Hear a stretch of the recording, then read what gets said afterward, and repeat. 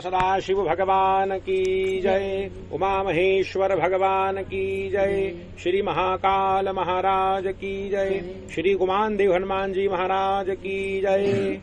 यौ तौ शंख कपाल भूषित करो, मालास्ति मालाधरो, देवो द्वारवति श्मशान निलयो, नागारिको वाहनो, द्वित्रिक्षो बलिदक्षगदनमथनो, श्रीशैलजा वल्लभो, पापम्बो हरतां सदा हरिहरौ, श्रीवत्स गंगाधरौ, श्रीनारायणं नमस्कृत्यं नरं चैव नरोत्तमं, देवीं सरस्वतीं व्यासो ततो जयमुदीरयेत्। उमा महेश्वर भगवान की जय। मंदार के पुष्पों से सुसज्जित जगदम्बा पार्वती एवं कपाल मंडो की माला को धारण किए हुए दिगंबर सदाशिव को मेरा बारंबार प्रणाम है।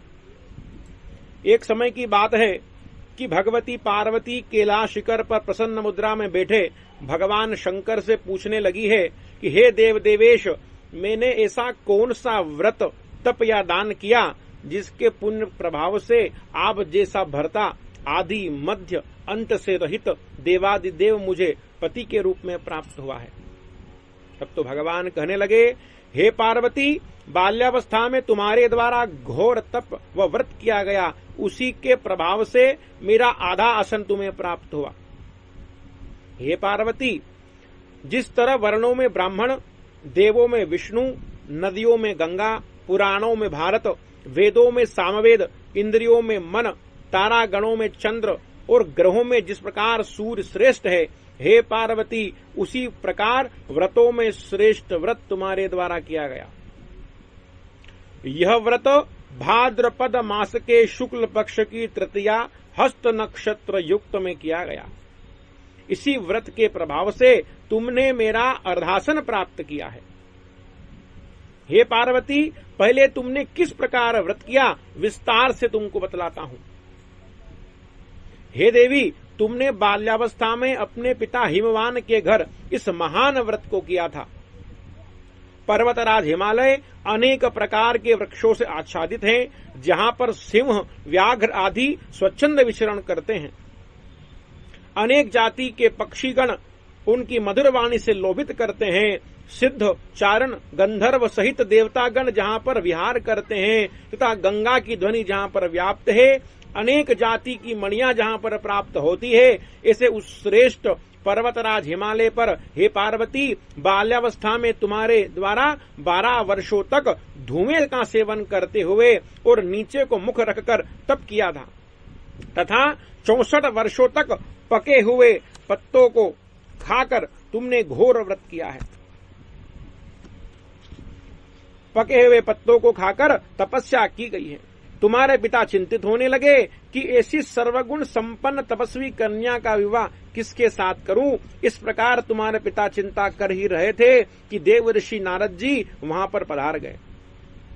हिमवान ने उनका अर्घ्य पाद्यादि से उनका पूजन किया और कहने लगे, हे देव ऋषि, आज मेरा जन्म आपके आगमन से धन्य हुआ। कृपा करके मेरी कन्या के लिए योग्य वर बतलाइए। तब तो देवर्षि नारद कहने लगे, हे शैलेंद्र, मुझे विष्णु भगवान ने भेजा है। तुम्हारी कन्या के योग्य भगवान विष्णु परमात्मा के अतिरिक्त कोई दूसरा है ही नहीं। ऐसे वचनों को सुनकर हिमवान कहने लगे कि यदि स्वयं वासुदेव मेरी कन्या को मांग रहे हैं तो मुझे बड़ा हर्ष है, मैं उन्हीं से मेरी कन्या का दान करूंगा।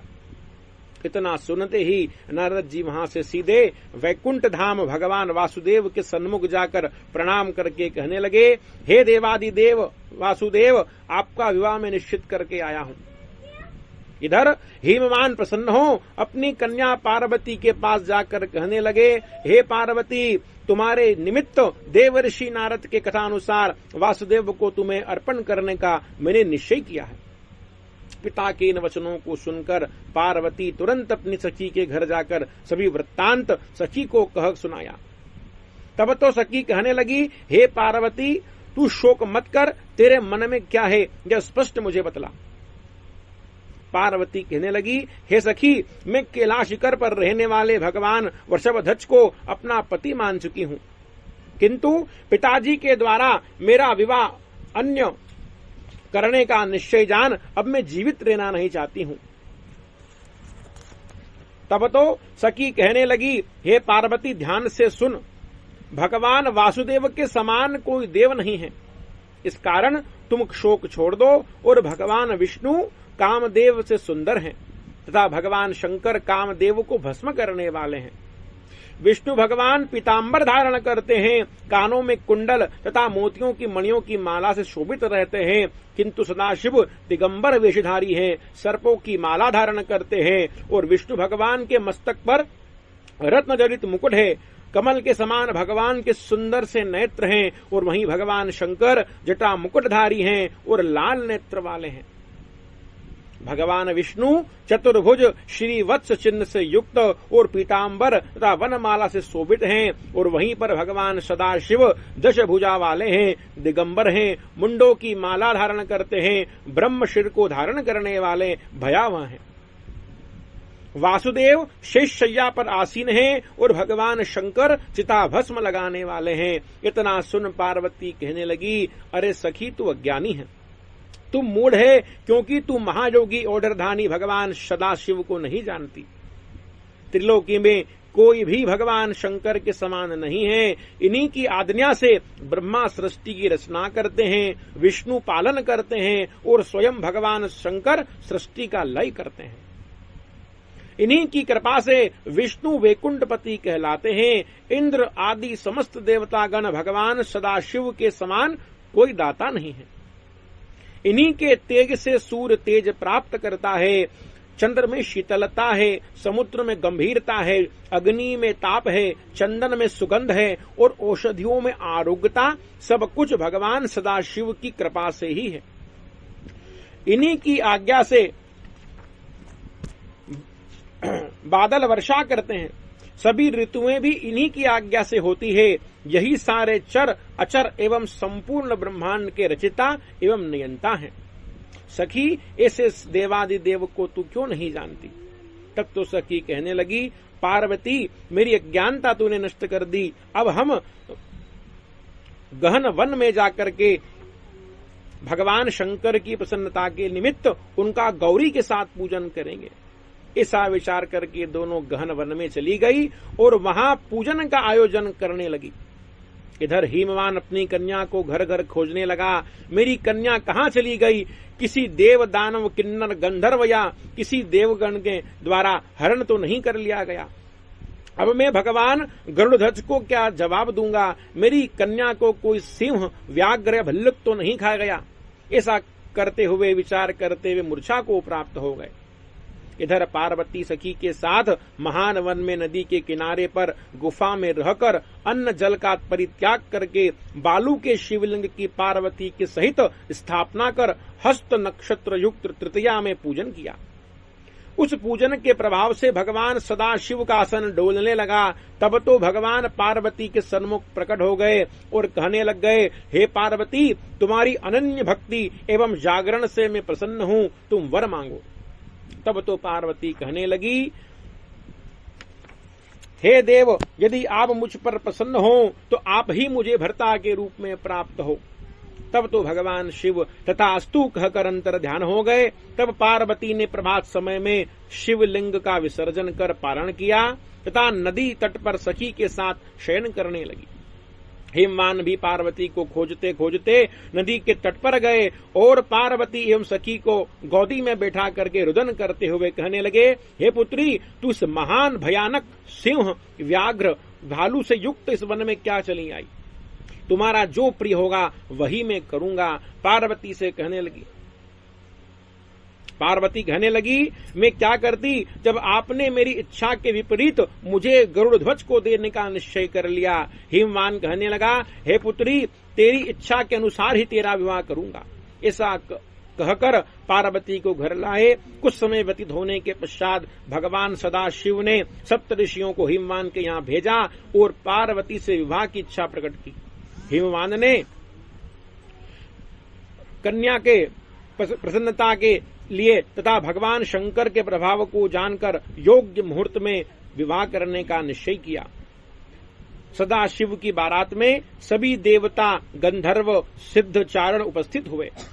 भगवान वासुदेव सदाशिव पर 100 शालाओं का सफेद छत्र लिए चल रहे थे। इंद्र चंवर डुला रहे थे। कुबेर के जिम्मे सभी प्रकार का खर्च था। शेषनाग अपनी मणियों से दीपमाला के समान ज्योति फैला रहे थे। हिमवान ने बारात ठहराने के लिए 1000 योजन लंबा चौड़ा एक सुसज्जित सुंदर मंडप का निर्माण किया, जिसमें 100 योजन पर मणियों के स्तंभ लगे हुए थे। गंधर्व किन्नर गायन कर रहे थे तथा देव कन्याएं नाग कन्याएं मंगल नृत्य कर रही थी। सरस्वती, लक्ष्मी तथा इंद्राणी स्वर्ण के पात्र में चंदन अक्षत पुष्प लिए हल्दी आदि का उपटन कर रही थी। देवता दोनों ओर से पुष्प की वृष्टि कर रहे थे। इससे सुंदर समय में पार्वती जी की माता मैना ने अपने जामाता की अगवानी की आरती की कर रही थी। ऋषि व देवतागण वेद मंत्रों का उच्चारण कर रहे थे। हिमवान ने कन्यादान के समय 10,000 हाथी, अनगिनत घोड़े व रत्न का दान किया। 10 करोड़ मुक्ता नाम की मणि दान की, 100 करोड़ विदम नाम की मणि दान की तथा 100 अरब हीरे तथा अनेक दास दासियों का दान किया। इस प्रकार हे पार्वती, तुम्हारा विवाह संपन्न हुआ और तुमने मेरा आधा आसन ग्रहण कर लिया। यह सब प्रभाव उसी हरतालिका व्रत का था जो तुमने किया था। तुम अली अर्थात सखी के द्वारा हरण कर ली गई थी, इसी कारण इस व्रत का नाम हरितालिका रखा गया। प्रत्येक स्त्री को यह व्रत प्रयत्न करके करना चाहिए। निराहार रहकर व्रत करना चाहिए। शिव पार्वती का पूजन करें, नाना प्रकार के फूल फल आदि अर्पण करें, अनेक प्रकार के सुगंधित द्रव्यों से भगवान उमा महेश्वर का पूजन करें और रात्रि भर जागरण करें। प्रहर प्रहर भगवान का पूजन करें। कथा का श्रवण करें, पुराण तथा आचार्य का पूजन करें।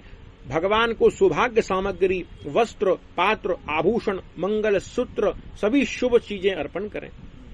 इस तरह जागरण कर प्रातः काल शिव पार्थिव का नदी श्रेष्ठ जलाशय में विसर्जन करें। ब्राह्मण को अन्न एवं मोदक का पात्र दान करें। जो स्त्री इस श्रेष्ठ व्रत को नहीं करती वे पाप की भागी होती है। इस दिन अन्न का आहार करने से सूमर की योनि प्राप्त होती है। फल का भक्षण करने से बंदर की योनि प्राप्त होती है। जल पीने से जलोक तथा दूध पीने से सर्पणी की योनि प्राप्त होती है। मांस खाने से व्याघ्री तथा दही खाने से बिल्ली की योनि प्राप्त होती है। मीठा खाने से चींटी और सब कुछ खाने से मक्खी की योनि प्राप्त होती है। और तथा जो स्त्री जागरण नहीं करती उसे अजगर की योनि प्राप्त होती है। पति से द्वेष करने के कारण मुर्गी की योनि प्राप्त होती है। इस प्रकार प्रयत्न करके हर स्त्री को अवश्य ही इस श्रेष्ठ और उत्तम व्रत को करना चाहिए। इससे सुख सौभाग्य की वृद्धि होती है, पुत्र पौत्रों की वृद्धि होती है और भगवान शंकर पार्वती की सदैव कृपा बनी रहती है। उमा महेश्वर भगवान की जय। सांब सदाशिव भगवान की जय। अच्युतम केशवम श्री राम नारायणम श्री कृष्ण दामोदरम श्री वासुदेवम हरि श्रीधवम माधवम श्री गोपिका वल्लभम श्री जानकी नायकम श्री रामचंद्रम भजे। मैं गरी परवस पड़ियो बिक्यो तिहारे हाथ अपनों करके राख जो लाख बात की बात। ओम नमः शिवाय ओम नमः शिवाय ओम नमः शिवाय ओम नमः शिवाय ओम नमः शिवाय ओम नमः शिवाय ओम नमः शिवाय ओम नमः शिवाय। सांब सदाशिव भगवान की जय।